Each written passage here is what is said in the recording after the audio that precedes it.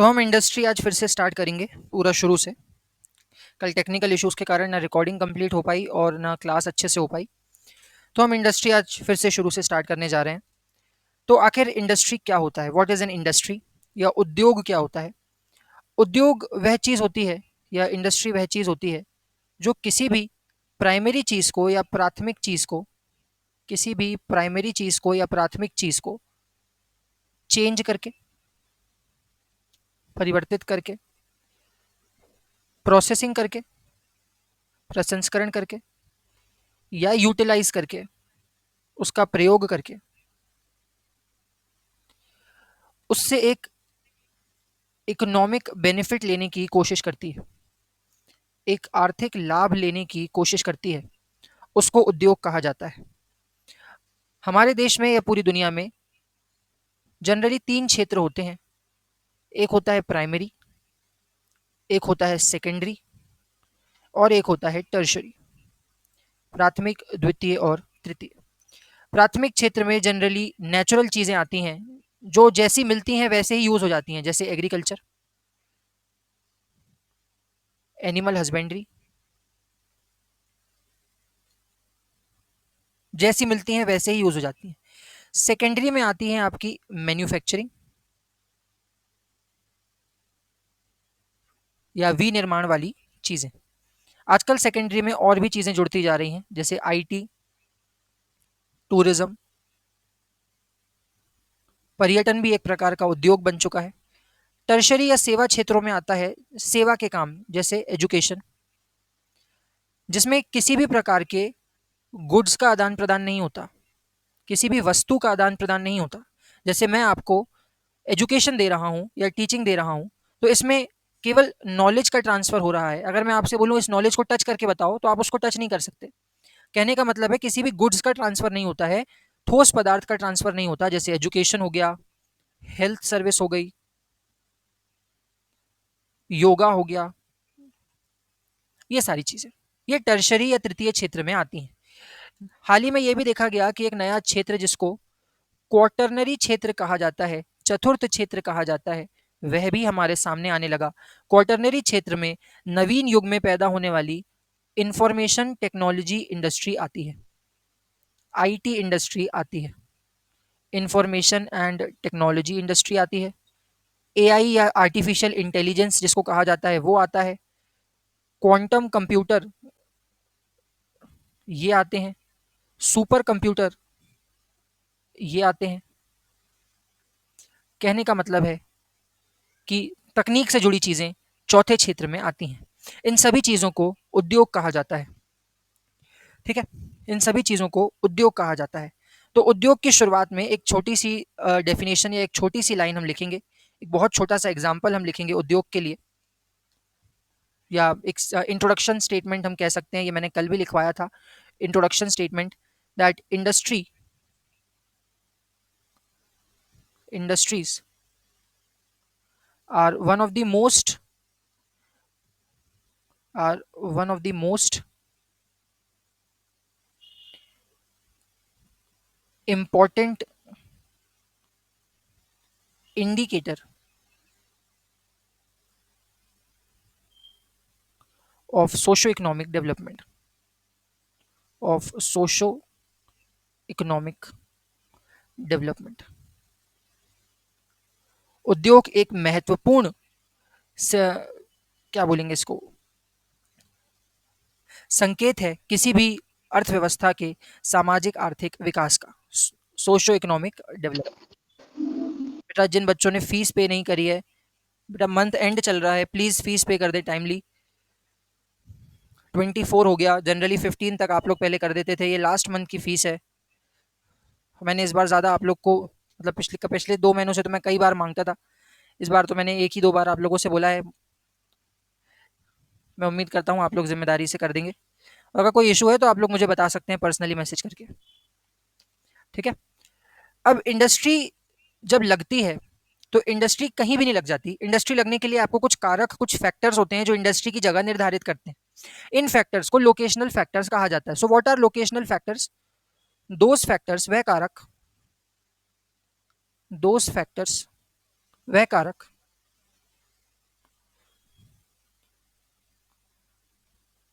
which decides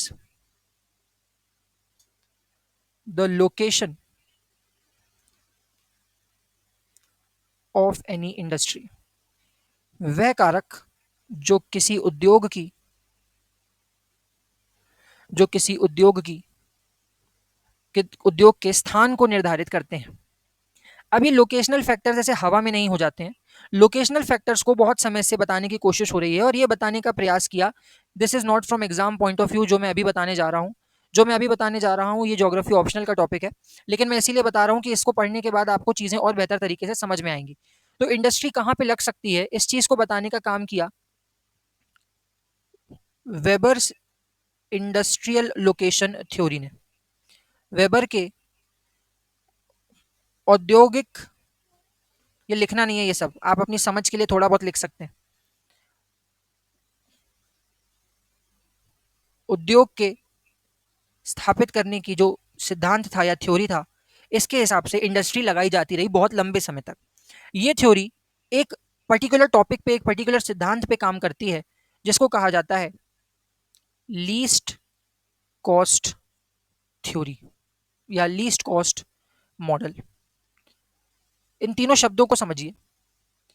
least का मतलब होता है कम से कम, न्यूनतम।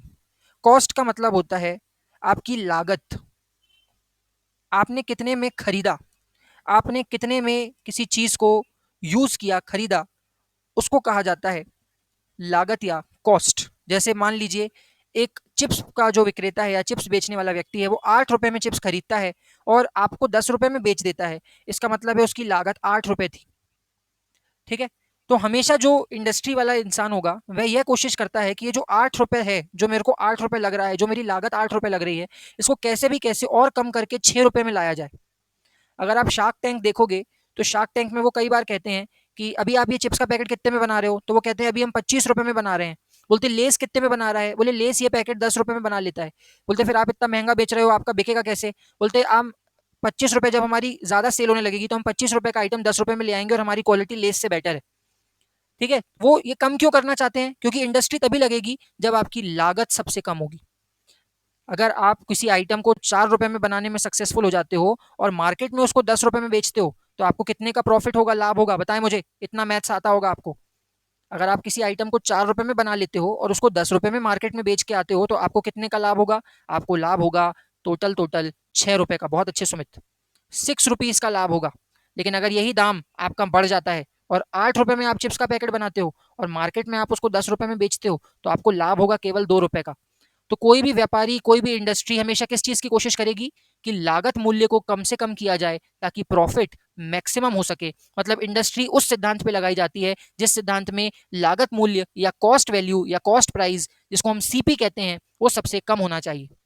सबसे न्यूनतम लागत मूल्य होगा तो हमारे लिए वो बेस्ट सिद्धांत माना जाएगा। वेबर की इंडस्ट्रियल लोकेशन थ्योरी कई चीजों को अनुमान लगा के मान लेती है, अज्यूम कर लेती है।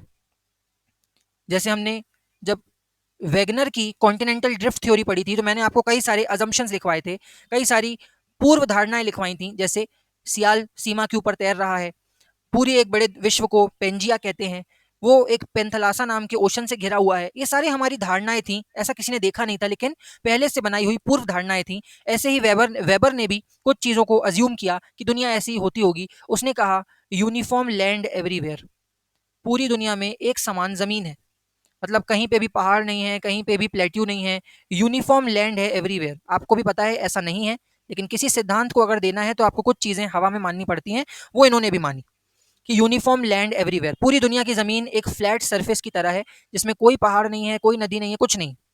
ठीक है।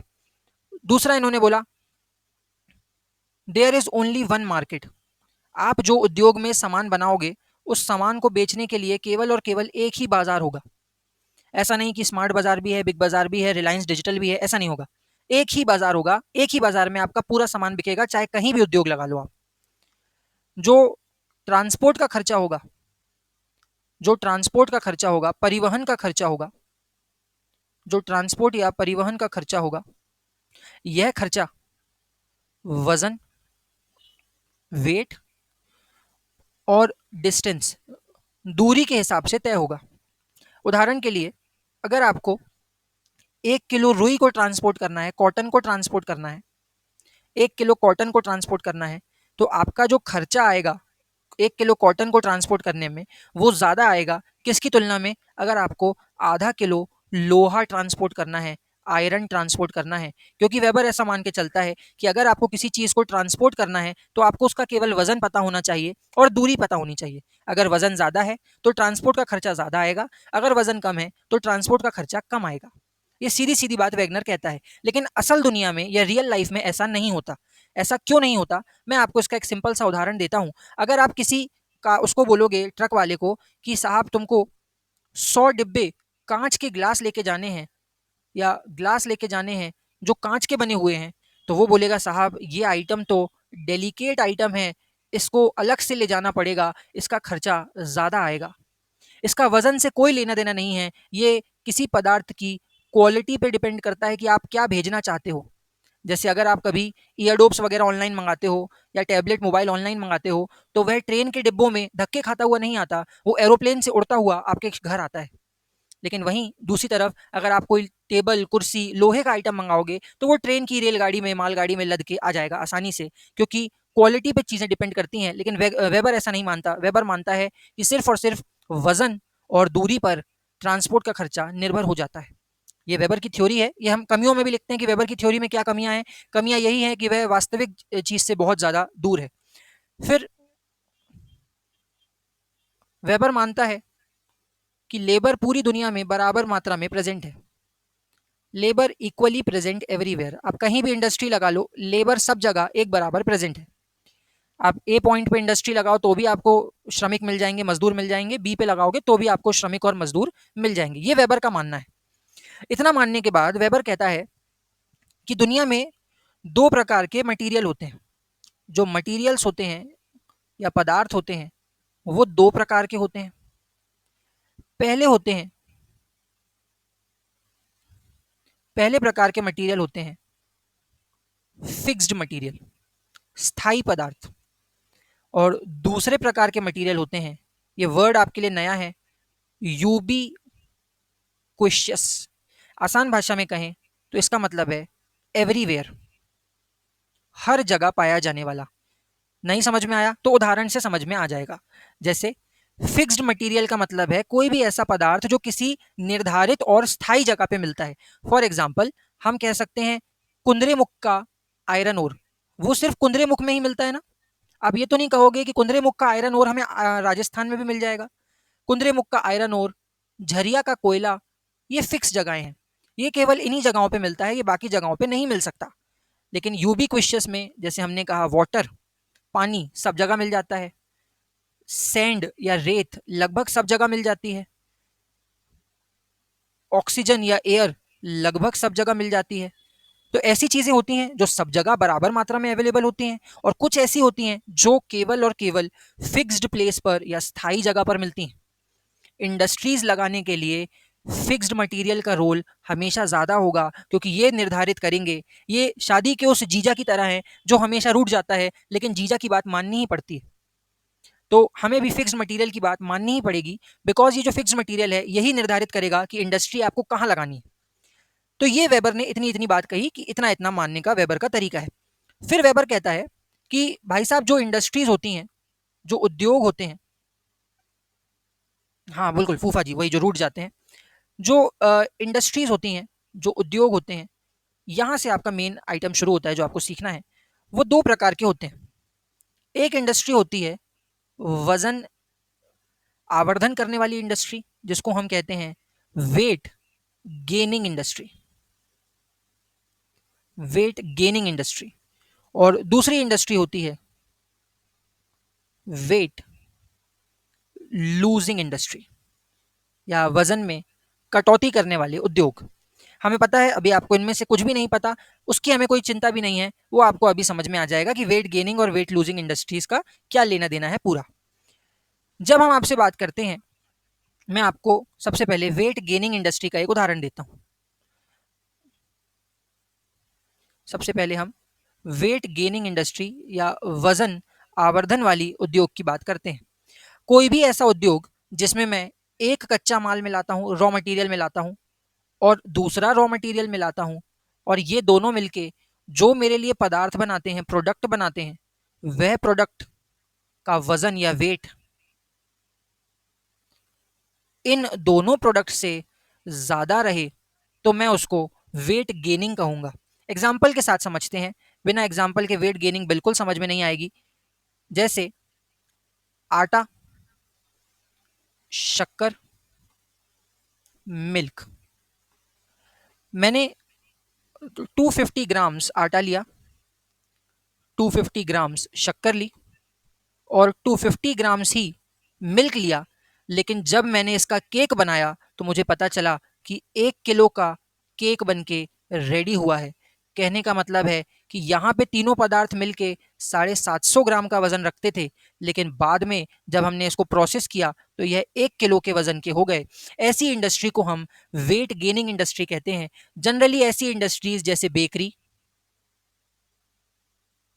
या फिर आपका स्वीट्स वाली,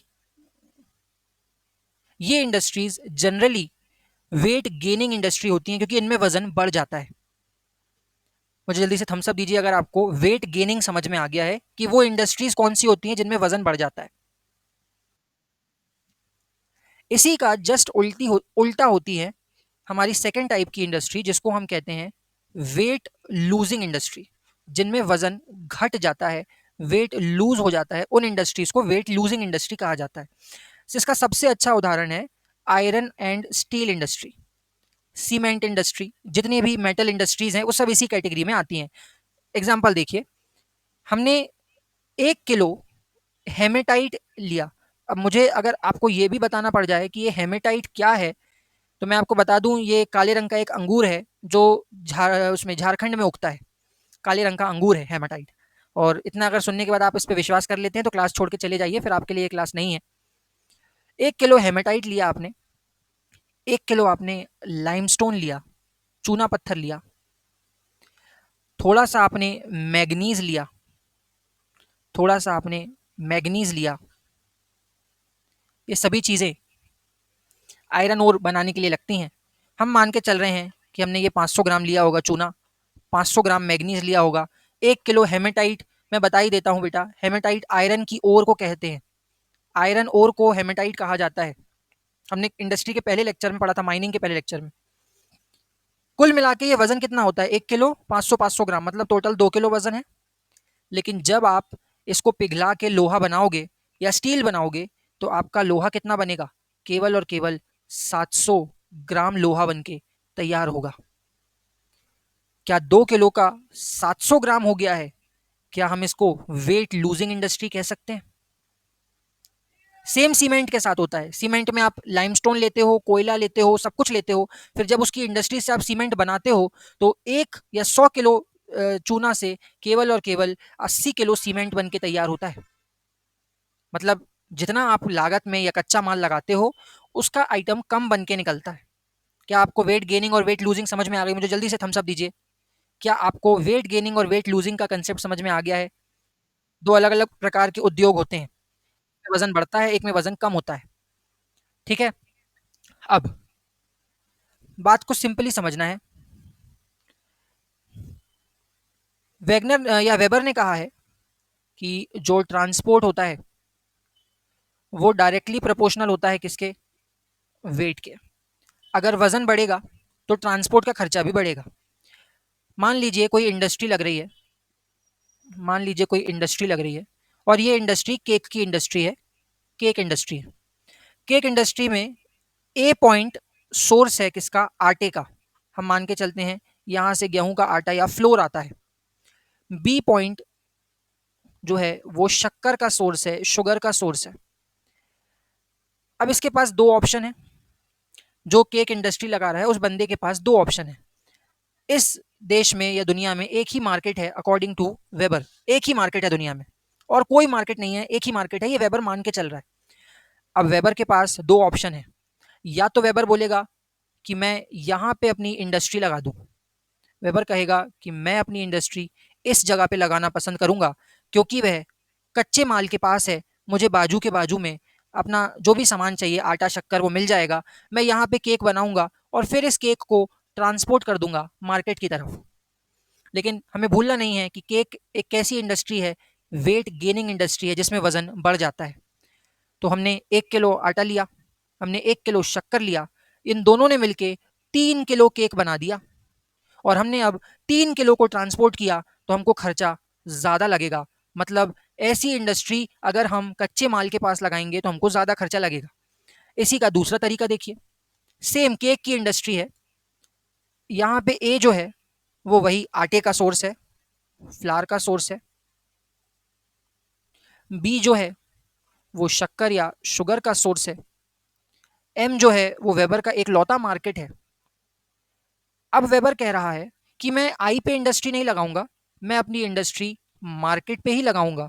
मार्केट पे इंडस्ट्री लगाने से वेबर को यह चीज पता चली कि मैं 1 किलो आटे को ट्रांसपोर्ट करूंगा मार्केट के पास, 1 किलो आटा ट्रांसपोर्ट हो गया। मैं 1 किलो शक्कर मार्केट की तरफ भेजूंगा, 1 किलो शक्कर ट्रांसपोर्ट हो गई।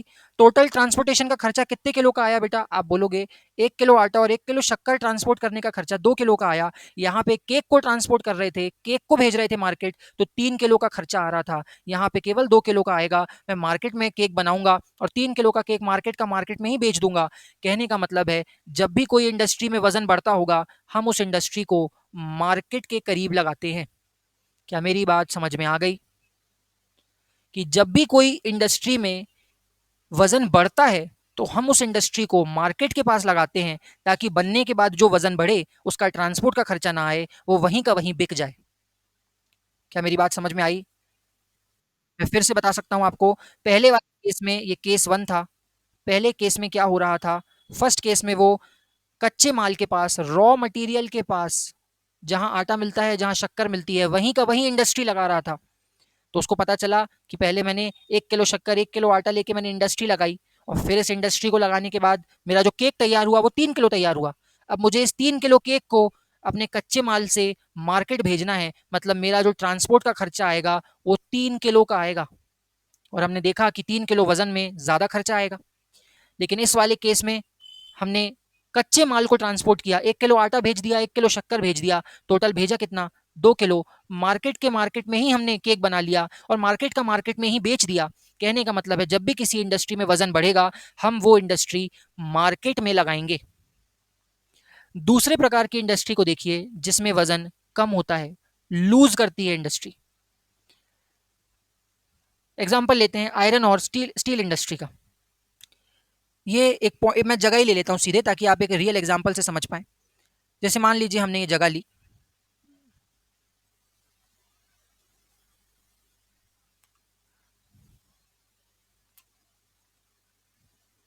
मयूरभंज। अगर ये नाम कभी जीवन में सुना है तो एक बार जल्दी से थम्स अप दे दो, तो मेरे को पता चल जाएगी क्लास में बुझे हुए बच्चे बैठे हैं, पढ़ने वाले बच्चे बैठे हैं। अगर आपने मयूरभंज भी सुना है और आपने झरिया भी सुना है, तो मुझे जल्दी से थम्स अप दे दो कि हाँ, ये तो हमने सुना है। मयूरभंज अपने लोहे के लिए फेमस है और झरिया अपने कोयले के लिए फेमस है। बढ़िया, बहुत अच्छा। अब ये रॉ मटेरियल की जगह है, ये भी रॉ मटेरियल की जगह है। मुझे जल्दी से बता दो, ये फिक्स्ड हैं कि यूबिक्विशियस हैं? ये स्थायी हैं कि सर्वव्यापी हैं? ये एक ही जगह पे मिलते हैं कि पूरे भारत में एक समान मिलते हैं? आप मुझे बता दीजिए। बिल्कुल सही अनीश, फिक्स है। मतलब ये और कहीं नहीं मिलेंगे, ये फिक्स आइटम है। अब लोहे की इंडस्ट्री के लिए वेबर ने पहले सोचा कि मैंने जैसे केक की इंडस्ट्री मार्केट में लगाई थी, वैसे ही मैं क्यों ना आयरन और स्टील इंडस्ट्री भी मार्केट में लगा दूं। वेबर ने केक से इंप्रेस होकर सोचा कि ये इंडस्ट्री भी मार्केट में लगाई जाएगी। यहां से वेबर भाई साहब ने 1 किलो आयरन ट्रांसपोर्ट किया, यहां से वेबर भाई साहब ने 1 किलो कोयला ट्रांसपोर्ट किया। लेकिन बेचारे वेबर भाई साहब का जब लोहा बन के तैयार हुआ तो 2 किलो आइटम ट्रांसपोर्ट किया महाशय ने, लेकिन लोहा बन के तैयार हुआ 700 ग्राम। वह रोने लग गया, वह कहने लगा, यार जब ये 700 ग्राम आइटम बन रहा है तो मैंने 2 किलो ट्रांसपोर्ट पे क्यों खर्च किया? इससे बेहतर होता कि मैं मयूरभंज और झरिया से जो मुझे कोयला मिल रहा था, जो मुझे कोयला और आयरन ओर मिल रहा था, क्यों ना मैं उसकी इंडस्ट्री रॉ मटेरियल के पास ही लगा देता। मैं यहीं का यहीं मैं यहीं का यहीं इंडस्ट्री से 700 ग्राम लोहा बनाता या स्टील बनाता, और फिर जो ट्रांसपोर्ट करता तो सिर्फ और सिर्फ कितना ट्रांसपोर्ट का खर्च आता? 2 किलो का नहीं, केवल और केवल 700 ग्राम का खर्च आता। कहने का मतलब है कि जब भी इंडस्ट्री वेट लूज करती है, वो इंडस्ट्री हमेशा रॉ मटेरियल या कच्चे माल के पास लगती है। वो इंडस्ट्री हमेशा कच्चे माल या रॉ मटेरियल के पास लगती है। मुझे जल्दी से बताइए, आपको ये बात समझ में आई? जिस इंडस्ट्री में वजन बढ़ता है वो मार्केट के करीब लगेगी, जिस इंडस्ट्री में वजन घटता है वो हमेशा कच्चे माल के पास लगेगी। इसका सबसे अच्छा उदाहरण है, अगर आप इस डायग्राम को देखें, ये आज ही हम पढ़ेंगे, आयरन और स्टील इंडस्ट्री का मैप है। आप देखो, बोकारो स्टील प्लांट कहाँ लग रहा है? झारखंड में। Durgapur iron and steel plant कहाँ लग रहा है? वेस्ट बंगाल में। रौरकेला आपका लग रहा है उड़ीसा में। भिलाई छत्तीसगढ़ में। ये सभी स्टील प्लांट यहीं पे क्यों लग रहे हैं? क्योंकि शायद हमने पढ़ा हुआ है कि छोटा नागपुर प्लेट्यू को ही मिनरल हार्टलैंड ऑफ इंडिया कहते हैं और यहीं पे सारे मेटल्स पाए जाएंगे। आपने बताया है सर कि रॉ मटेरियल के पास वही इंडस्ट्री लगती है जिसमें वजन लूज होता है, कम होता है, और ये सब आयरन और स्टील इंडस्ट्री है, क्योंकि इनमें 2 किलो लोहा लगा के हमें 700 ग्राम स्टील मिलता है। इनको यहीं लगाएंगे, हम इनको राजस्थान मध्य प्रदेश के मार्केटों में लगा के अपना घाटा नहीं करवाएंगे। शायद आपको मेरी बात थोड़ी बहुत समझ में आ गई होगी। हम वित्ता लिखना चाहते हैं कि जो इंडस्ट्री वेट लूजिंग होती है, जिस इंडस्ट्री का वजन कम होता है, वेट लूजिंग होती है, इज सिचुएटेड, ये कहां पे स्थापित होती है? सिचुएटेड नियर रॉ मटेरियल, ये कच्चे माल के पास स्थापित होती है। Situated near raw material. और जिस इंडस्ट्री का वजन बढ़ता है, यह इंडस्ट्री मार्केट के पास स्थापित होती है। Situated near market. जल्दी से थम्स अप देके बताएं क्या हम आगे बढ़ जाएं। वेबर की थ्योरी समझ में आ गई है? वेबर आपके कोर्स में नहीं है। वेबर सिर्फ इसीलिए बताया गया है क्योंकि बिना वेबर के जो हमने ट्राइंगल बनाए थे, अभी 4 ट्राइंगल बनाए थे, ये ट्राइंगल को कहा जाता है वेबर्स इंडस्ट्रियल ट्राइंगल। वेबर के इंडस्ट्रियल ट्राइंगल हैं, ये बताते हैं कि इंडस्ट्री कहाँ लगेगी, लेकिन ये रियल लाइफ में काम नहीं आते, ये सिर्फ हवाबाजी के लिए है। ठीक है। लोकेशनल फैक्टर्स या किसी भी इंडस्ट्री के स्थापित होने के लिए जो स्थानीय कारक होते हैं वो कौन कौन से होते हैं? किताबों में जनरली जो कारक होते हैं उनको एक ही साथ बता दिया जाता है, लेकिन हम अपनी जो स्टडी है उसको 2 हिस्सों में बांट रहे हैं। हम कारकों को 2 हिस्सों में पढ़ेंगे। पहले होंगे फिजिकल फैक्टर्स। लिखें लोकेशनल फैक्टर्स में फर्स्ट पॉइंट फिजिकल फैक्टर्स या भौतिक कारक। फिजिकल फैक्टर्स या भौतिक कारक वो कारक हैं जो नेचुरल हैं, जिसमें इंसान का कोई लेना देना नहीं है। ये वो फैक्टर्स हैं जिसको ज्योग्राफी ने ही आपको दिया हुआ है। ठीक है। दीज आर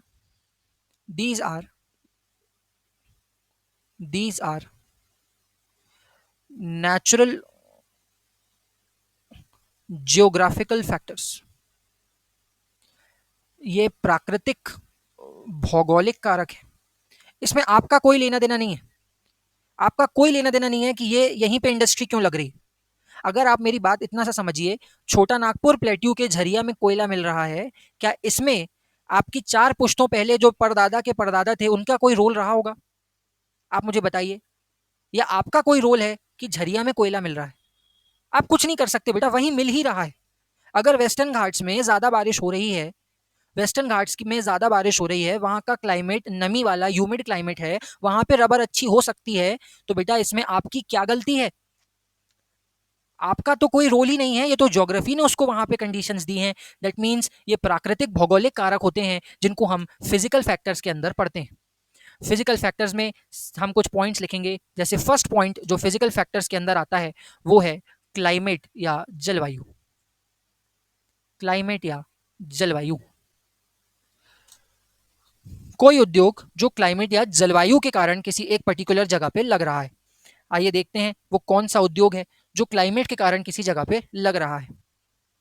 सीधे एग्जाम्पल के साथ मैं आपको समझाने की कोशिश करता हूं। एग्जाम्पल के साथ,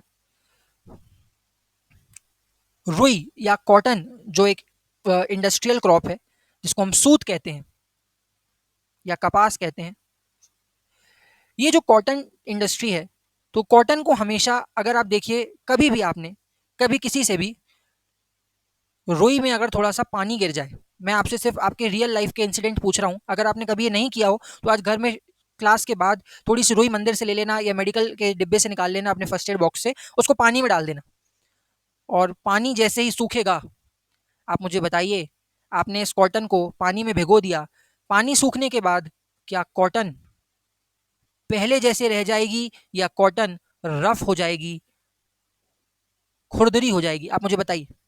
कॉटन वैसी मुलायम रहेगी कॉटन, या कॉटन ऐसे छूने में बड़ी अजीब सी लगेगी, बहुत टाइट टाइट सी लगेगी?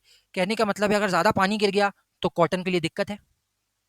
वहीं दूसरी तरफ अगर कॉटन को बहुत ज़्यादा धूप भी लग गई, अगर एकदम से कॉटन को धूप लग गई तो कॉटन जल जाएगी और वो कॉटन भी बेकार हो जाएगी। कहने का मतलब है कि कॉटन टेक्सटाइल इंडस्ट्री को कैसा क्लाइमेट चाहिए?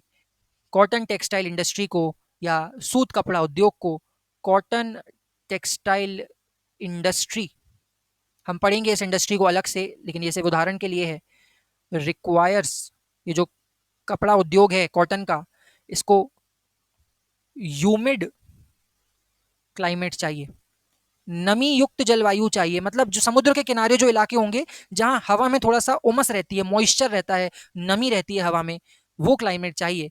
क्यों ऐसा बेटा? बिकॉज, ऐसा इसीलिए है बिकॉज टू मच हीट, बहुत ज्यादा गर्मी, कॉज ब्रेकिंग ऑफ फाइबर, अगर बहुत ज्यादा गर्मी पड़ेगी तो जो कॉटन का रेशा है या जो रेशम है कॉटन का वह टूट जाएगा, breaking of fibre. And heavy rainfall, भारी वर्षण, कॉज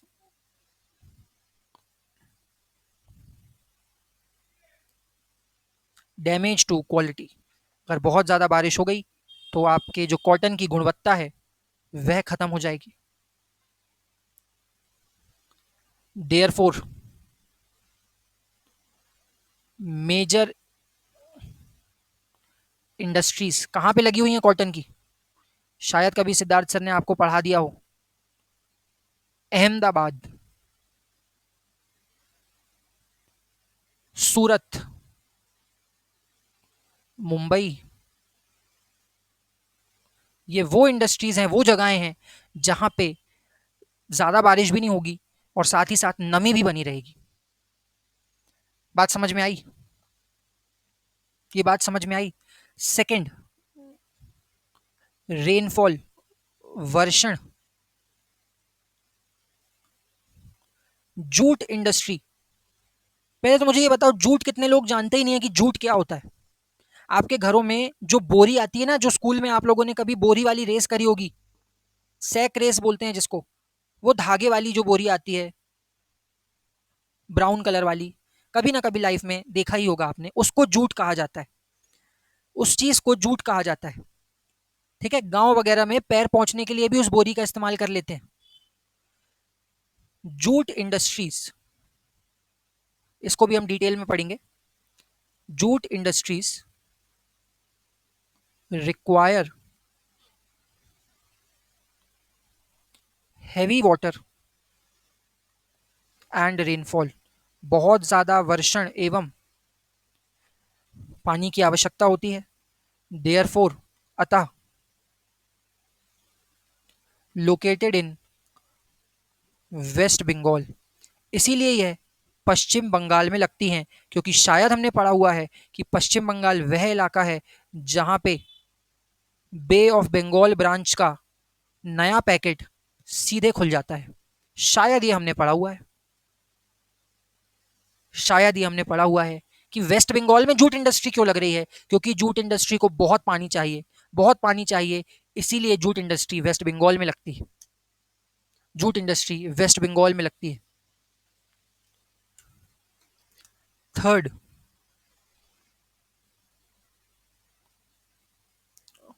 रॉ मटेरियल, कच्चा माल, ऑब्लिक मिनरल्स, खनिज।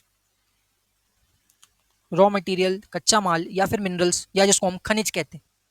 अब भाई रॉ मटेरियल जो है वो तो अपने जैसे iron and steel industry, most iron and steel industries, बहुत सी आयरन और, सर केरला साइड तो हैवी रेनफॉल होता है तो वहाँ नहीं मिलती बेटा। जूट के लिए आपको एलुवियल सॉइल भी चाहिए। केरला में लेटराइट सॉइल होती है, केरला में लेटराइट सॉइल होती है। जूट के लिए आपको एलुवियल सॉइल चाहिए, डेल्टा वाली। इसीलिए सुंदरबन डेल्टा के आसपास हम इसको उगाते हैं। Most iron and steel plant, अधिकतम लौह अयस्क are located are located near raw material. Example, सबसे बेहतरीन एग्जाम्पल मैं आपको दे रहा हूं, जमशेदपुर, जिसको टिस्को भी कहा जाता है। टिस्को, टिस्को का फुल फॉर्म क्या है? Tata iron and steel company. Tata iron and steel company, ये जमशेदजी टाटा ने लगाई थी। कहाँ लोकेटेड है बेटा? इज लोकेटेड इन छोटा नागपुर प्लेट्यू। यह छोटा नागपुर प्लेट्यू में लोकेटेड है। और शायद इससे आप समझ जाओगे कि हाँ, मैं सही बोल रहा हूं कि फिजिकल फैक्टर्स एक बहुत बड़ा रोल प्ले करते हैं। फिजिकल फैक्टर्स एक बहुत बड़ा रोल प्ले करते हैं।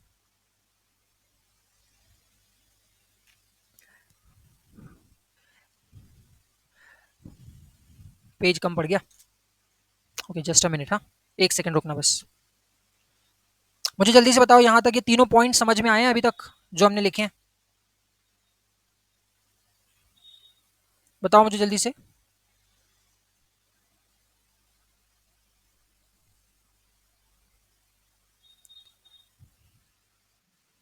ये तीनों पॉइंट समझ में आए हैं जो अभी तक हमने लिखे हैं?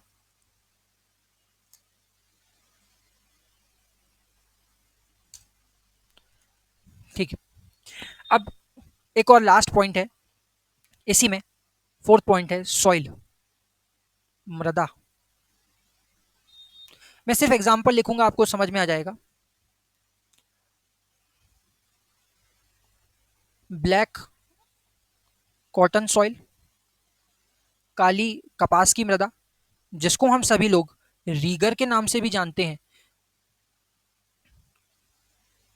उसी के आसपास कॉटन टेक्सटाइल इंडस्ट्री लगी हुई है, कपास का उद्योग लगा हुआ है। अगर आपको अभी भी यकीन नहीं है तो शायद अब आएगा।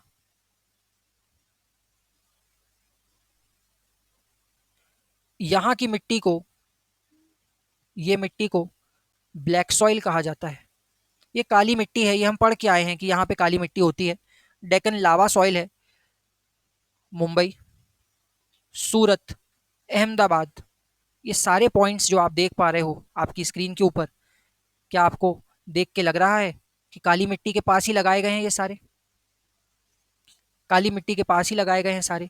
अगर अभी भी ये एग्जाम्पल लग रहा है कि कॉटन का एग्जाम्पल रिपीट हो रहा है, तो दूसरा एग्जाम्पल देखिए, रबर इंडस्ट्री, रबर उद्योग in laterite soil, in laterite soil of Kerala and Tamil Nadu.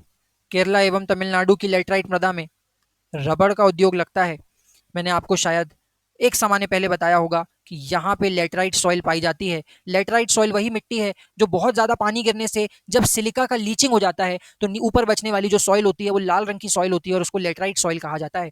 यहीं पे रबर इंडस्ट्री है और इसीलिए तमिलनाडु में आप देखते हो विराट कोहली के बल्ले पे जो स्टिकर लगा हुआ है जिसको हम MRF कहते हैं, वो और कुछ भी नहीं, वो और कुछ भी नहीं, सिर्फ और सिर्फ मद्रास रबर फैक्ट्री है। MRF मद्रास रबर फैक्ट्री है और वो कुछ भी नहीं है बेटा, वो मद्रास का नाम है, मद्रास रबर फैक्ट्री। तो ये तो सारे फिजिकल फैक्टर्स हो गए, ये वो फैक्टर्स हो गए जिसमें हम कुछ नहीं कर सकते, ये वो फैक्टर्स हैं जिसमें इन्वायरमेंट पूरा खेल खेलता है। लेकिन इसके अलावा कुछ फैक्टर्स ऐसे होते हैं जिसमें इंसानों का रोल बहुत बड़ा होता है। Non physical factors, non physical factors, गैर गैर भौतिक कारक। सुमित, नया चीजें पता चले उसी के लिए तो क्लास करते हैं, नई चीजें पता चलनी चाहिए। नॉन फिजिकल फैक्टर्स हमको भी किसी ने बताया ही होगा बेटा कभी, तभी आज हम आपको बता रहे हैं। Non physical factors, these factors, these factors are influenced by, these factors are influenced by humans and their behavior along with administrative policies। ये वह कारक होते हैं बेटा जो इंसान और उनके बर्ताव एवं प्रशासन की नीतियों पर निर्भर होते हैं। मान लो मोदी जी एक नीति ले आते हैं, मोदी जी एक नीति ले आते हैं कि झारखंड में आज के बाद कोई इंडस्ट्री नहीं लगेगी, तो ये कोई ज्योग्राफी का रीजन नहीं है कि झारखंड में अब इंडस्ट्री नहीं लगेगी। अब ये ज्योग्राफी का रीजन नहीं है कि झारखंड में इंडस्ट्री नहीं लगेगी। अगर आप लोग मेरे को व्हाट्सएप से जुड़े हुए हो तो आपने देखा होगा, आज मैंने एक स्टेटस डाला है, उसमें मैंने हसदेव के फॉरेस्ट में जो प्रोटेस्ट हो रहा है उसके बारे में बताया।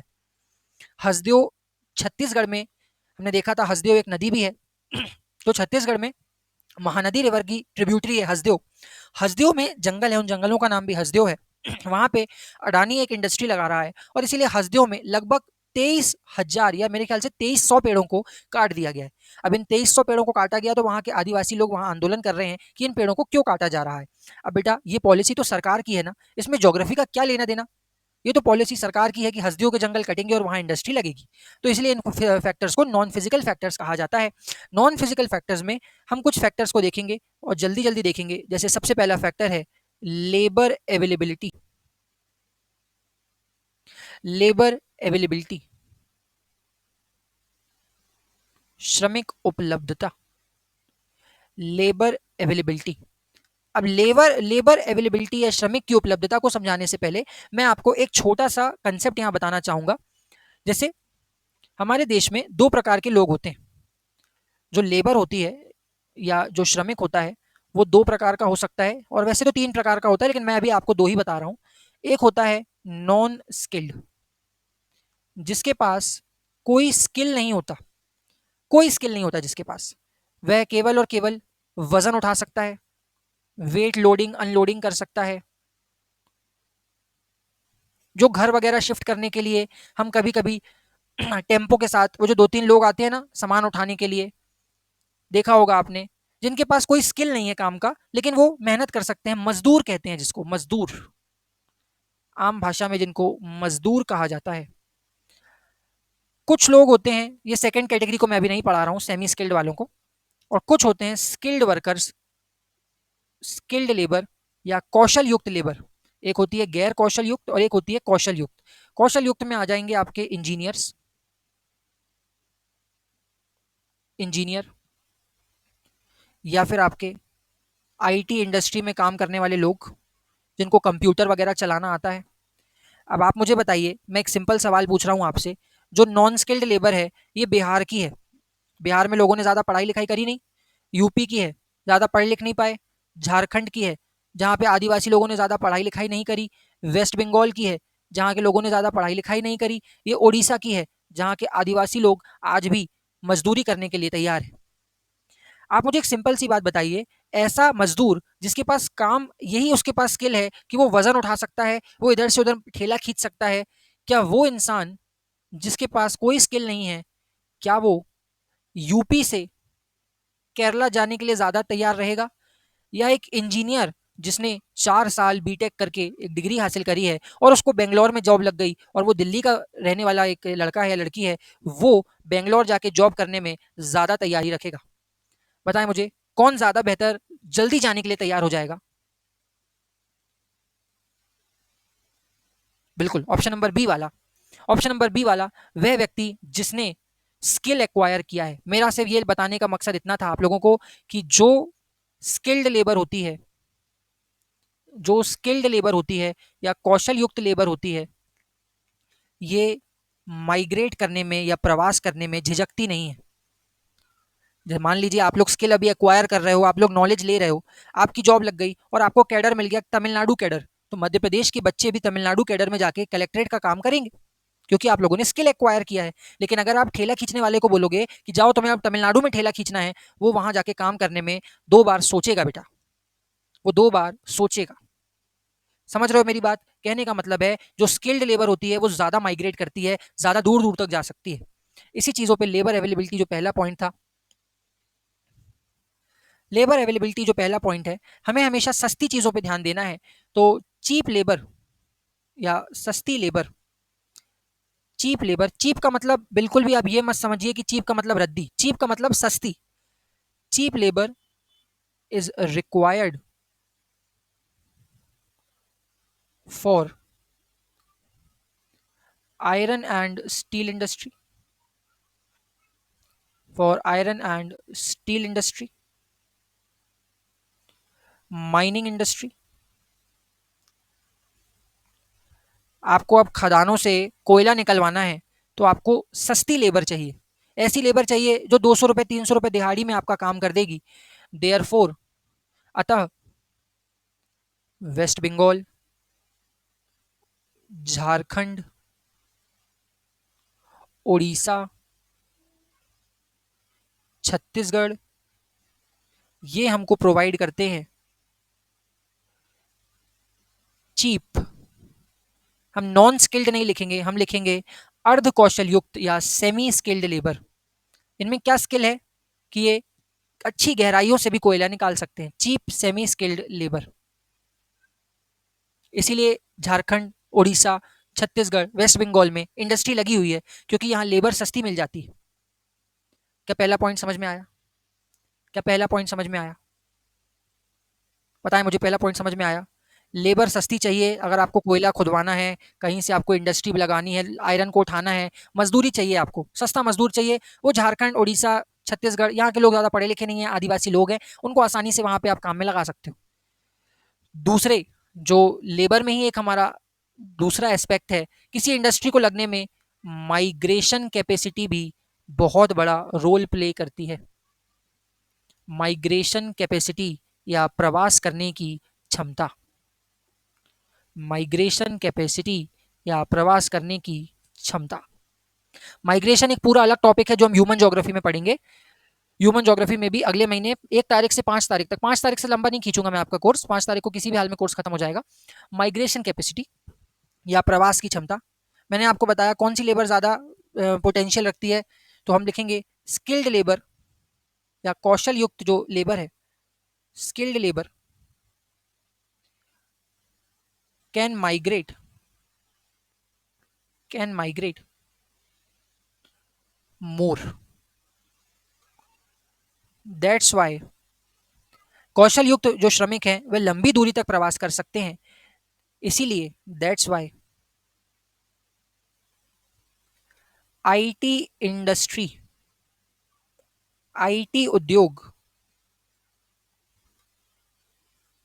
Is located. आईटी उद्योग कहाँ देखा है आपने? बताएं मुझे, कहीं सुना है आपने? कभी भी आपने सुना है कि झारखंड की सिलिकॉन वैली बहुत फेमस है, या झारखंड में कंप्यूटर रेवोल्यूशन हुआ है, या उड़ीसा में कंप्यूटर रेवोल्यूशन हुआ है, उड़ीसा में अमेजोन ने अपनी एक ब्रांच खोल ली है, झारखंड में या छत्तीसगढ़ में फ्लिपकार्ट ने अपनी एक ब्रांच खोल ली है? कभी नहीं सुनोगे आप ये सब सुनोगे तमिलनाडु में, आप सुनोगे चेन्नई में, आप बोलोगे बेंगलोर में अमेजोन ने। ये बायजूस का सेंटर कहाँ है? अमेजोन। अन अकेडमी के 2 सेंटर हैं, एक सेंटर बेंगलोर में, एक सेंटर दिल्ली में।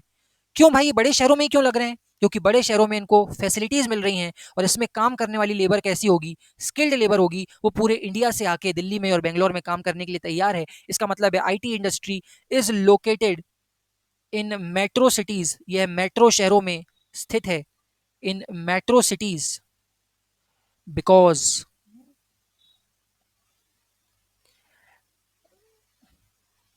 लेबर कैन माइग्रेट, क्योंकि इनके लिए जो मजदूर चाहिए वो प्रवास कर सकते हैं। इस इंडस्ट्री के लिए जो मजदूर चाहिए वो प्रवास कर सकते हैं। क्या सेकंड पॉइंट समझ में आ गया? क्या सेकंड पॉइंट समझ में आ गया? बताएं मुझे। बढ़िया। थर्ड, कैपिटल अवेलेबिलिटी या पूंजी की उपलब्धता। कोई भी उद्योग आपके देश में क्यों लगेगा अगर पैसा ही नहीं दे रहा है बैंक वगैरह? तो कैपिटल अवेलेबिलिटी या पूंजी उपलब्धता, कैपिटल का मतलब पूंजी होता है, इसमें आ जाता है आपका लार्ज बैंक्स, बड़े बड़े बैंक, शेयर मार्केट, बड़े बड़े बैंक, शेयर मार्केट, इन्वेस्टर्स। अगर ये आपके देश में है तो आपके देश में इंडस्ट्री लगेगी। अगर नहीं है तो इंडस्ट्री भूल जाइए, क्योंकि इंडस्ट्री कैसे लगती है बेटा, इंडस्ट्री में आप उसको बैंक वाले को अपना प्लान बताते हो, फिर बैंक वाला आपको लोन देता है। अगर बैंक ही नहीं है तो लोन कहाँ से लोगे? अगर इन्वेस्टर नहीं है, अगर शार्क टैंक वाले लोग नहीं होते तो हमारे देश में स्टार्टअप्स चालू नहीं होते। अगर रतन टाटा जैसे लोग छोटे छोटे स्टार्टअप्स में इन्वेस्ट नहीं करते तो आज हमारे देश में 100 यूनिकॉर्न नहीं होते। यूनिकॉर्न क्या होता है? What is a unicorn? किसी को पता है? कुहू बताओ बेटा, इकोनॉमी वाले हो ना आप तो। यूनिकॉर्न क्या होता है? बहुत टर्म चल रहे हैं, यूनिकॉर्न, चीता, गेजल, क्या होता है ये?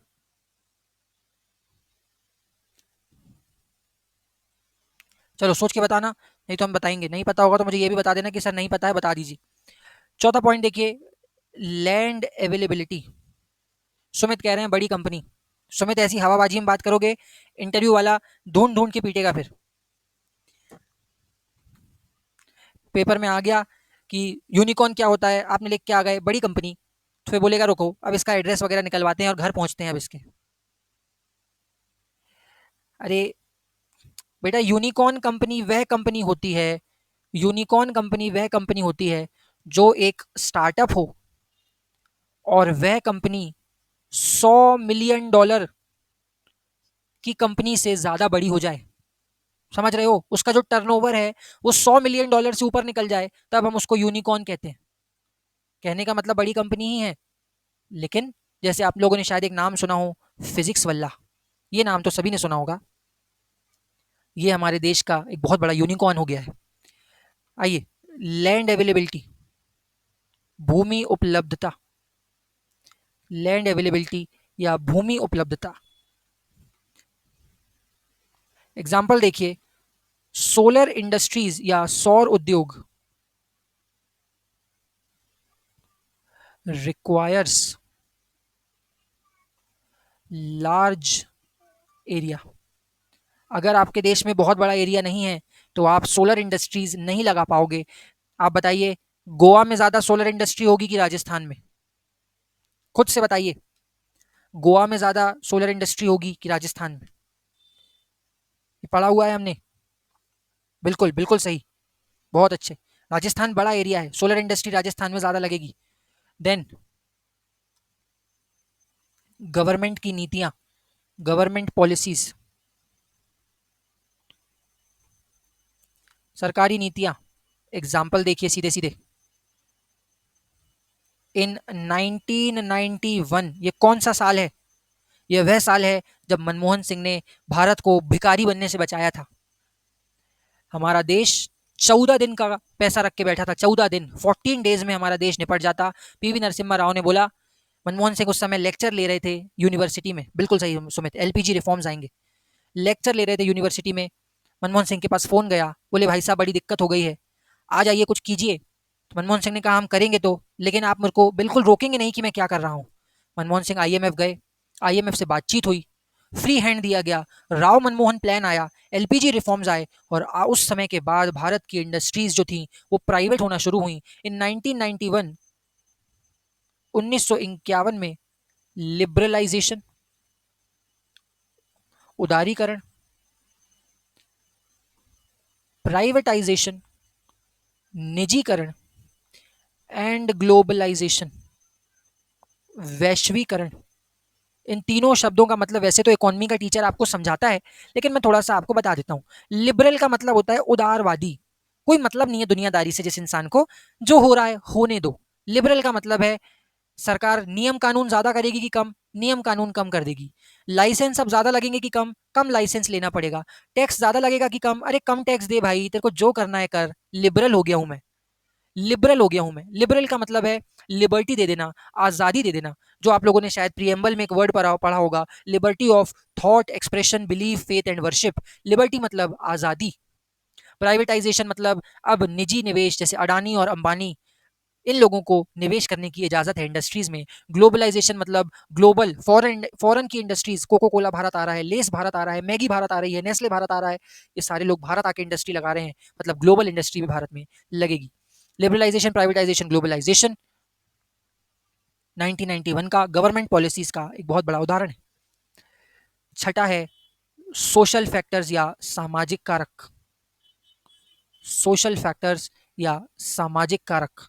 कई बार उद्योग ना लगने या लगने के पीछे सामाजिक कारक भी होते हैं, जैसे beef, nonveg, alcohol industries,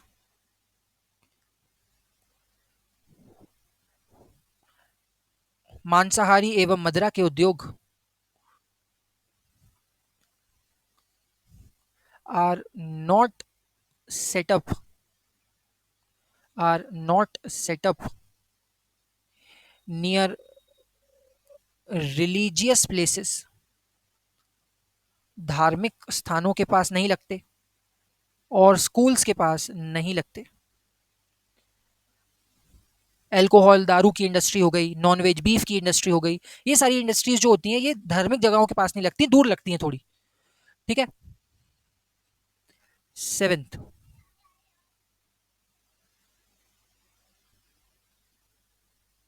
export orientation, निर्यात का उद्देश्य। कई उद्योग सिर्फ और सिर्फ इसीलिए लगते हैं क्योंकि उनको विदेशों में अपना सामान भेजना है। सेवरल इंडस्ट्रीज, कई उद्योग, सेवरल इंडस्ट्रीज, कई उद्योग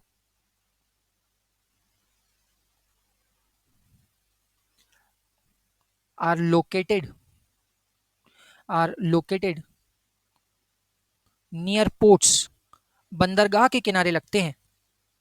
एग्जाम्पल, बंदरगाह के किनारे क्यों लगते हैं? एग्जाम्पल देखिए, Visakhapatnam, Visakhapatnam iron and steel plant. कहाँ लगा है विशाखापट्टनम आयरन और स्टील प्लांट? जरा देखिए, ये लगा है विशाखापट्टनम, क्या देख पा रहे हो अपनी स्क्रीन के ऊपर? बिल्कुल पोर्ट के किनारे लगा है, बिल्कुल पोर्ट के किनारे। कोई लोहा नहीं है यहाँ पे, कोई कोयला नहीं है यहाँ पे, फिर भी विशाखापट्टनम में क्यों लगा है? क्योंकि बेटा विशाखापट्टनम का जो कोयल आपका आयरन और स्टील बनता है वह जापान, साउथ कोरिया, चाइना में जाके अपने आप को बेचता है और वहां से पैसा कमाता है। तो एक्सपोर्ट ओरिएंटेशन या निर्यात के लिए भी कुछ इंडस्ट्रीज लगाई जाती हैं, वह इंडस्ट्रीज केवल और केवल एक्सपोर्ट पर्पस के लिए होती हैं। आठवां पॉइंट,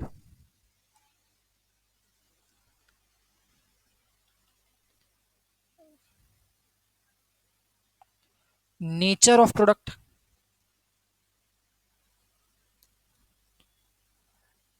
उत्पाद का स्वभाव। जैसे मान लीजिए ब्रेड की इंडस्ट्री है, ब्रेड जो आप लोग खाते हो सैंडविच बनाने के लिए, अगर उस इंडस्ट्री को मैं मार्केट से 200 किलोमीटर दूर लगा दूं, तो जब तक वो ब्रेड मेरे शहर आएगी, क्या वो ब्रेड मुझे फ्रेश मिलेगी क्या? बताइए मुझे। अगर मैं डेयरी इंडस्ट्री, जैसे पनीर है, डेयरी प्रोडक्ट है, खोआ है, डेयरी प्रोडक्ट है, इस ऐसे प्रोडक्ट को अगर मैं शहर से 200 किलोमीटर दूर लगा दूं, जब तक बेटा वो इंडस्ट्री का सामान मार्केट पहुंचेगा तब तक वो खत्म हो जाएगा।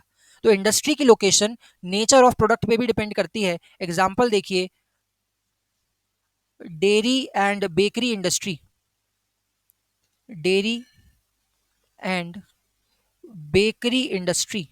आपने देखा होगा, आप लोगों को कई बार शहरों में भैंस चलती हुई दिख गई होगी। किसी को कोई टकराया है ऐसे भैंसों से? काले रंग की बड़ी बड़ी भैंसें होती हैं, आधी नाले में नहाई होती हैं, कीचड़ लगा रहता है। कभी हुआ है कि आप गाड़ी चला रहे हो और आपके सामने पूरा झुंड आ गया हो, फिर आपको रुकना पड़ा हो कि भाई भैंसें निकल जाएं फिर हम निकलेंगे?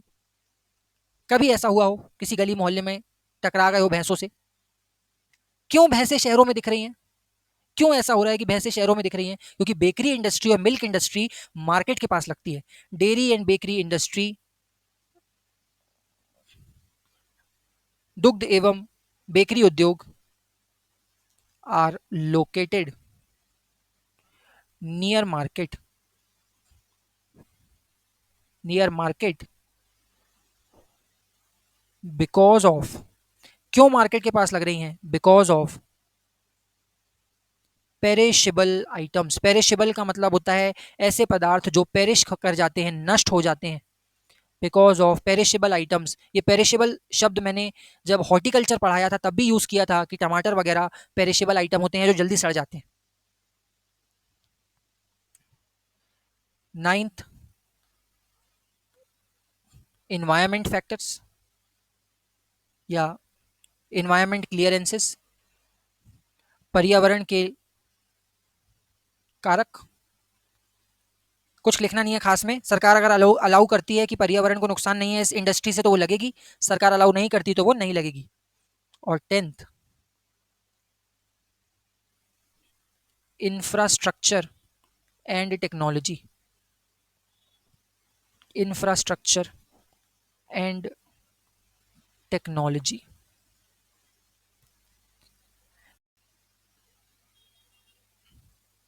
क्या हम आगे बढ़े?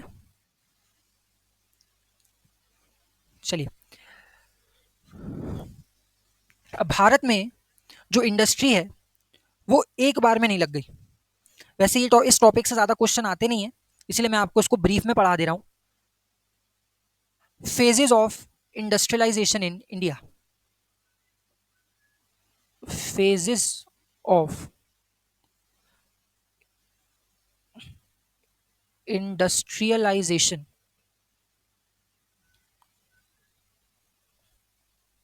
इन इंडिया। भारत में औद्योगिकरण के चरण। क्या एक बार में हमारे देश में इंडस्ट्रीज लग गई होंगी? नहीं, बिल्कुल भी नहीं। बहुत हमारे देश के लोगों ने संघर्ष किया होगा इंडस्ट्री लगाने के लिए। तो कई सारे फेसेस में हमारे यहाँ टोटल 5 फेज में इंडस्ट्री लगी। मैं आपको ब्रीफ में डिस्कस कर रहा हूँ कि वो 5 के 5 फेज हमारे देश में कौन कौन से थे। सबसे पहले आया हमारा फेस 1। सबसे पहले हमारा फेस 1 या पहला चरण आया जब अंग्रेज हमारे देश में आए थे। ये पहला चरण था। ये ट्रायल एंड फेलियर था। हम प्रयास करते थे, फेल हो जाते थे, प्रयास करते थे, फेल हो जाते थे। ऐसा क्यों होता था? क्योंकि ब्रिटिश की पॉलिसीज हमारी सभी जो इंडस्ट्रीज थी उनको बंद करवा देती थी। तो पहले फेज में ये होता था कि ब्रिटिश पॉलिसीज या ब्रिटिश नीतियों के कारण, British policies cause early shutdown. British की नीतियों ने उद्योगों को जल्दी बंद करवा दिया। कोई उद्योग सक्सेसफुल नहीं हो पाया इस समय। कई लोगों ने कोशिश करी कि थोड़ा बहुत रुई का, कॉटन का, टेक्सटाइल उद्योग कुछ तो खोला जाए, लेकिन वो नहीं कर पाए। फिर आता है फेज 2। दूसरा चरण आता है भारत में औद्योगिकरण का। यह चरण माना जाता है 1853 से लेकर 1907 तक। मुझे जल्दी से बता देंगे ये 1854 में कौन सी वो घटना हुई है जिसने भारत के इतिहास को बदल के रख दिया? बताएं मुझे। कोई तो घटना हुई होगी 1853-54 में जिसने भारत के इतिहास को बदल के रख दिया होगा। देखिए, मुंबई थाने फर्स्ट रेल, पहली रेलगाड़ी बनी, स्टार्ट हुई। First rail started. समझ में आया?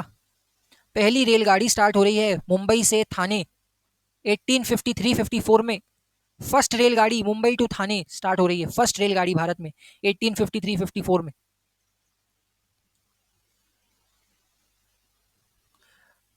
कौन से एरियाज को कनेक्ट किया होगा? ऑब्वियस सी बात है, कॉटन एरियाज आर कनेक्टेड। कपास के क्षेत्रों को जोड़ा गया होगा। Cotton areas are connected. कपास के क्षेत्रों को जोड़ा गया होगा। और इन्हीं कपास के क्षेत्रों को जोड़ने के कारण अब हमारे देश के लोगों को लगेगा कि कॉटन की डिमांड है, अब हम कॉटन और टेक्सटाइल में अपना काम करेंगे। तो ये कुछ प्रीलिम्स के लिए टेस्ट सीरीज वाले जो आप लोगों को चमकाएंगे 1854। ये कुछ फैक्ट्स हैं, ये सिर्फ चमकाने के लिए हैं बेटा। टेस्ट सीरीज वाले कभी कभी चमका देते हैं आपको।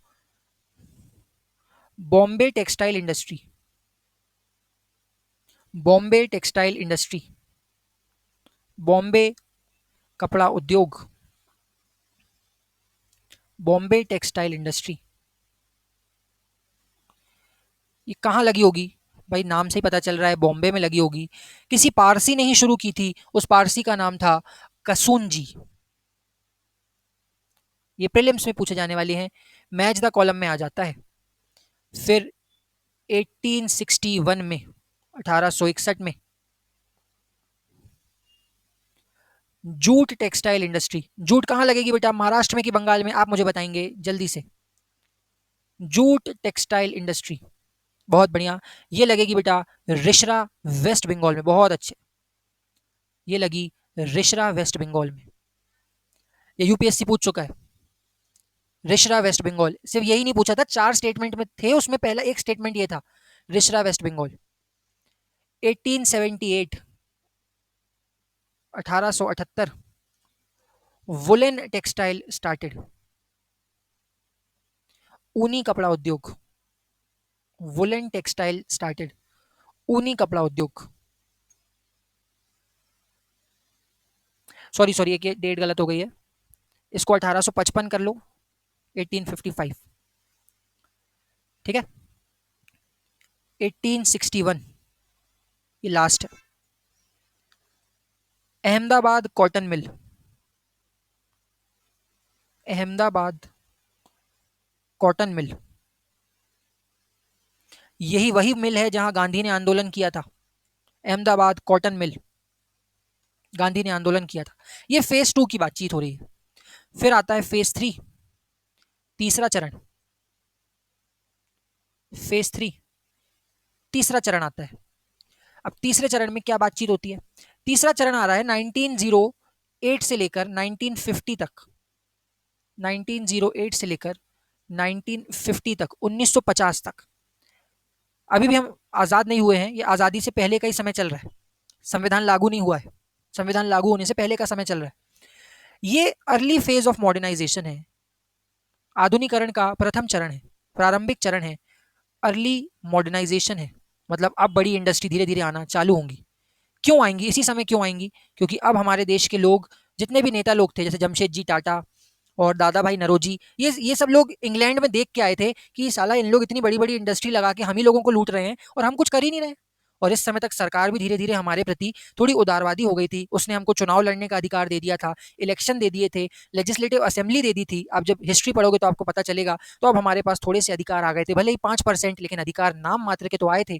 और इसीलिए कुछ इंडस्ट्रीज लगना शुरू होंगी, जैसे टिस्को, ये नाम शायद आपने अभी सुन लिया था, Tata iron and steel plant, Visvesvaraya iron and steel plant, Visvesvaraya iron and steel plant,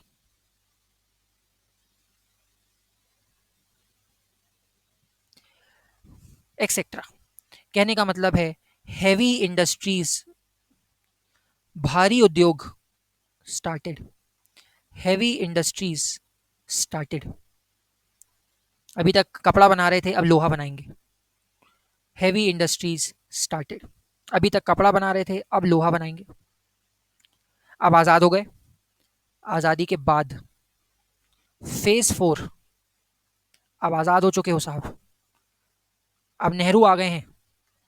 अब नेहरू को लग रहा है कि देश में खाने पीने को कुछ नहीं है, जॉब के लिए कुछ नहीं है, इंडस्ट्री बनानी ही पड़ेगी। नेहरू पूरे कॉन्स्टिट्यूएंट असेंबली के सामने छाती ठोक के कह रहा है, आई एम अ सोशलिस्ट, मैं समाजवादी हूँ।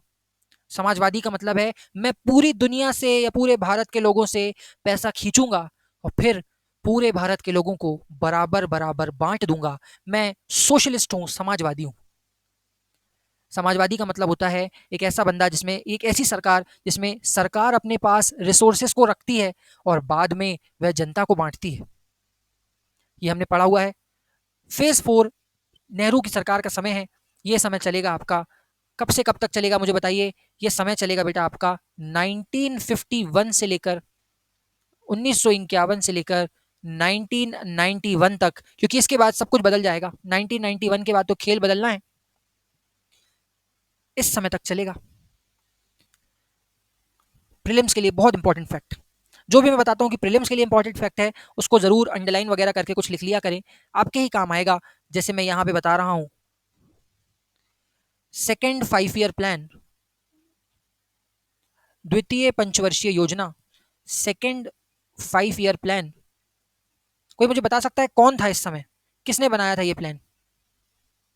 सेकेंड 5 ईयर प्लान, कौन थे इसके जनक?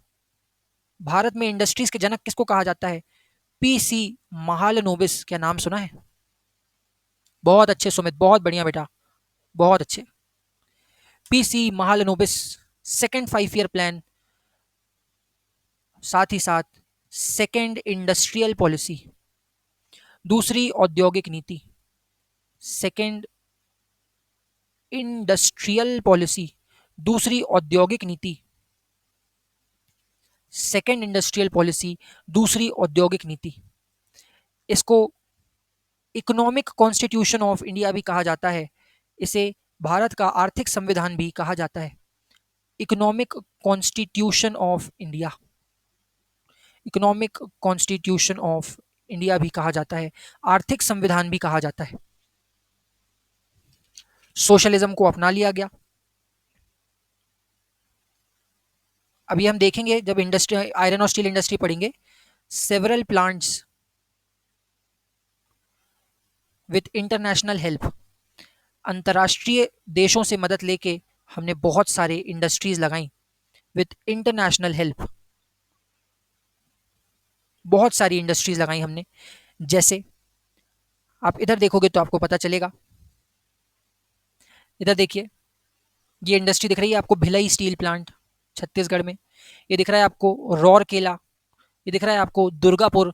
ये सारी इंडस्ट्रीज, ये सारी इंडस्ट्रीज हमने विदेशों से मदद लेके लगाई है। बोकारो, भिलाई, रौरकेला, दुर्गापुर। जैसे देखो, मैं याद कराऊंगा आपको, बहुत समय तक किस देश में रानी का शासन रहा है? रानी विक्टोरिया, रानी एलिजाबेथ।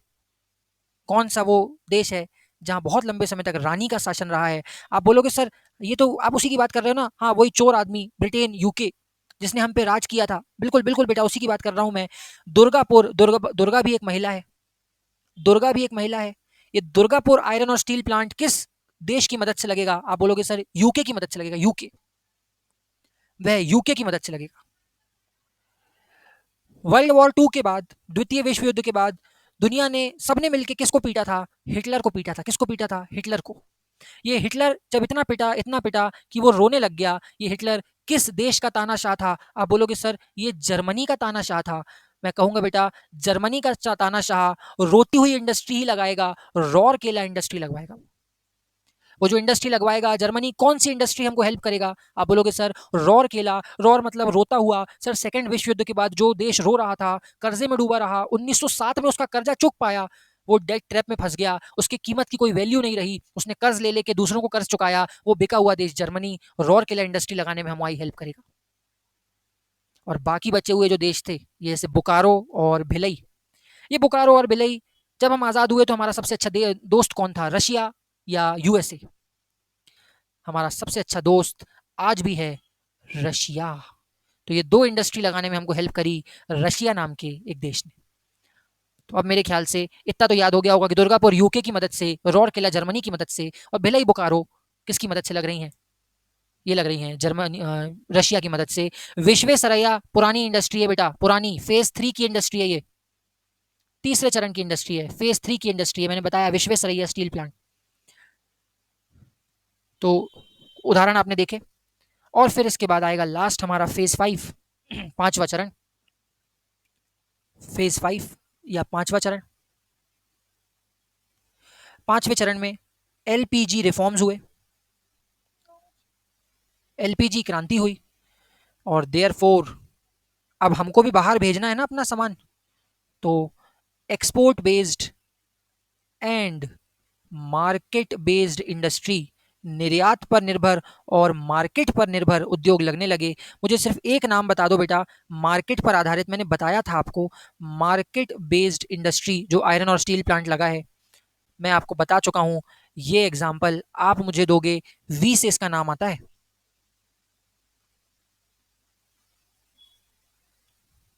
जापान और कोरिया को ये आयरन और स्टील सप्लाई करता है। इसका नाम है Visakhapatnam iron and steel plant. बहुत अच्छे अंशिका बेटा, Visakhapatnam iron and steel plant. UPSC का दिमाग 2021 में घूम गया, यूपीएससी खुश हो गया, बोले हम भी आज बच्चों से पूछेंगे कि बताइए, हाल ही के समय में ये देखा गया है, हाल ही का समय मतलब पिछले 10-20 सालों में, 2021 का क्वेश्चन है, हाल ही के समय ये देखा गया है कि आयरन और स्टील प्लांट कच्चे माल की जगहों से दूर होकर अब मार्केट पर लगने लग गए हैं, इसके रीजन को समझाइए। 150 शब्दों में ये सवाल पूछ लिया गया। और आप अभी तक, आज हमने पहला दिन इंडस्ट्री पढ़ा है, शायद आप इतना समझने लग गए होंगे कि जैसा क्वेश्चन पूछ रहा है वो सोच हम धीरे धीरे डेवलप कर रहे हैं कि इंडस्ट्री 1991 के रिफॉर्म्स के बाद एक्सपोर्ट करने के लिए मार्केट पे लग रही है। यही चीजें हमें आंसर में डालनी भी हैं, उदाहरण भी डालने हैं, लेकिन सिर्फ एक नहीं और भी उदाहरण हम डालेंगे। तो ये फेज 5 है 1991 के बाद। क्या 9 बज चुका है? जी हाँ, 9:04 हो चुका है। तो कल से हम शुरुआत करेंगे आयरन एंड स्टील इंडस्ट्री की। कोशिश करेंगे कि कल हम आयरन एंड स्टील इंडस्ट्री, उसका डेवलपमेंट स्टेज, उसमें आने वाली समस्याएं या आयरन और स्टील इंडस्ट्री के साथ जो चैलेंजेस हैं वो, उसके बाद एल्यूमिनियम इंडस्ट्री। देखो एल्यूमिनियम इंडस्ट्री में ना याद करने का बहुत बहुत सही तरीका है। आप बोलो तो मैं आपको एक छोटा सा ट्रिक बताऊं एल्यूमिनियम इंडस्ट्री याद करने की, अगर 1 मिनट का समय हो आपके पास तो हम याद करेंगे। जैसे एल्यूमिनियम जो इंडस्ट्री होगी ना, उनके नाम ऐसे मिलेंगे आपको: नालको, बाल्को, हिंडाल्को, माल्को। ये बोले सर यार ये तो बहुत कंफ्यूजिंग नाम है, इतने सारे अजी एक से नाम कैसे करेंगे? देखो बेटा, सबके नाम जो है ना वो कुछ ऐसे हैं। हिंडाल्को का मतलब है Hindustan aluminium company limited. Balco का मतलब है Bharat aluminium company limited. Indalco का मतलब है India aluminium company limited. MALCO का मतलब है Madras aluminium company limited. NALCO का मतलब है नेशनल एल्यूमिनियम कंपनी लिमिटेड। अब देखो ये जितने नाम लिखे हैं सब इंडिया, भारत, हिंदुस्तान, नेशनल, यही सब नाम है। देखो, Bharat aluminium, Bharat aluminium, Hindustan aluminium, Hindustan aluminium. अब जैसे मैं आपको कुछ एक आध नाम याद कराता हूँ। जैसे देखिए रेणुकूट, ये रेणुकूट डैम है। हम जब इंडस्ट्री पढ़ेंगे ये वाली तो बताऊंगा मैं आपको। अब रेणुकूट पड़ता है यूपी में। अब आप मुझे बताइए, क्या यूपी जो है वहां पे लखनऊ पड़ता है? तो आप बोलोगे हाँ सर पड़ता है। और लखनऊ नवाबों का शहर है। कुछ दिन तो गुजारिए, लखनऊ आइए साहब, थोड़ा तो मुस्कुराइए। लखनऊ के ढोल, ये सारी चीजें, नवाबों का शहर है। नवाबी भाषा होती है उर्दू, नवाबी भाषा होती है उर्दू। तो यहाँ पे जो इंडस्ट्री लगेगी उसका नाम, हिंदी भाषा का नाम भारत होगा, उसका नाम अंग्रेजी भाषा का नाम इंडिया होगा, या उसका नाम उर्दू मिश्रित हिंदी भाषा का नाम हिंदुस्तान होगा। आप बोलोगे सर यूपी मतलब उर्दू भाषा चलती होगी क्योंकि नवाबों का शहर था। Hindustan aluminium company limited, Hindalco ही लगेगी यहाँ पे। मैटूर डैम मद्रास में है, ये तो याद ही नहीं करना पड़ता बेटा। मद्रास मतलब Malco, Madras aluminium company limited. Malco, Madras aluminium company limited. Korba, Korba कहाँ पढ़ा है हमने? जल्दी से बताओगे मुझे, कोरबा कहाँ पढ़ा है हमने? हमने ये पढ़ा है बेटा छत्तीसगढ़ में पढ़ा है हमने, कोरबा छत्तीसगढ़, जो अपने कोयले के लिए फेमस है, कोल के लिए। कोरबा छत्तीसगढ़ हमने कोयले के लिए पढ़ा है। अब भाई छत्तीसगढ़ के लोग मध्य प्रदेश से लगते हैं और मध्य प्रदेश की भाषा कौन सी है? आप मुझे बताएंगे, क्या वो भाषा हिंदी भाषा है, क्या वो अंग्रेजी भाषा है, या उर्दू भाषा है? हिंदी भाषा मतलब भारत नाम आएगा, कोरबा मतलब छत्तीसगढ़ मतलब भारत नाम, Bharat aluminium company limited. Balco कहाँ लगेगी? छत्तीसगढ़ में ही लगेगी बेटा, भारत नाम हिंदी भाषी क्षेत्रों में ही आएगा। तो ये सब हम याद कराएंगे आपको। रिवीजन आपकी जिम्मेदारी है, वो मेरी जिम्मेदारी नहीं है। कल से हम चालू करेंगे आयरन एंड स्टील इंडस्ट्री, तो बिल्कुल तैयार रह के आइएगा। अब हम मिलते हैं कल, और फीस ज़रूर कर दीजिएगा बेटा टाइम से, क्योंकि अब इस बार बहुत ही लेट हो गया है। ठीक है, थैंक यू सो मच।